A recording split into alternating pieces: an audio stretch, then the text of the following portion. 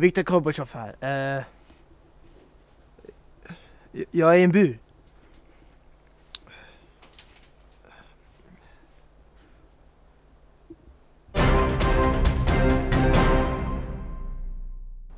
Viktor Gorbatjov här.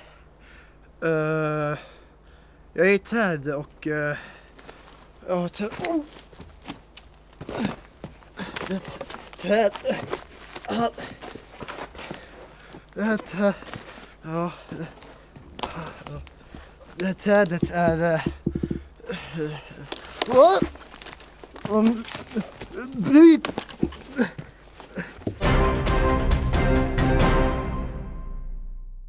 Hej, Viktor Gorbatjov här. Jag står här med Johan Kägglund, hästägare. Kan du bara hålla den här?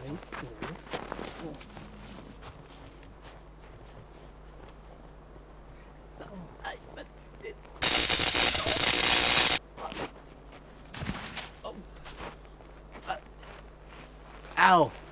Johan Kägglund, över till studion.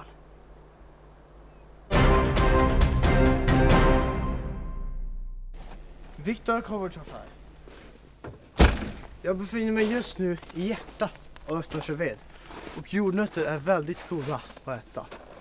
Bilen jag färd i City var en röd Opel, 4 däck, 4...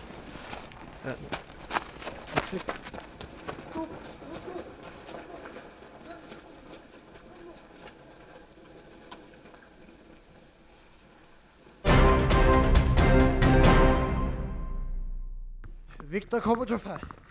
Jag är jagad. Jag vet inte riktigt vad jag har gjort. Kom tillbaka!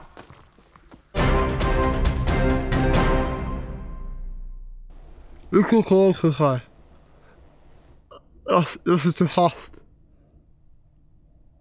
Hjälp. Hallå.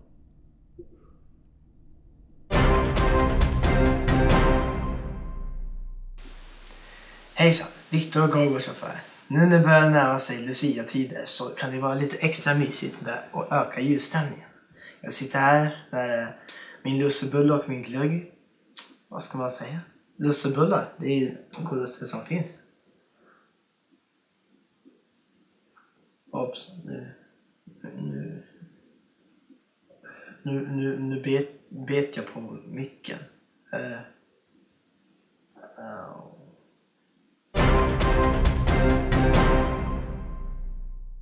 Viktor Gorbatjov här.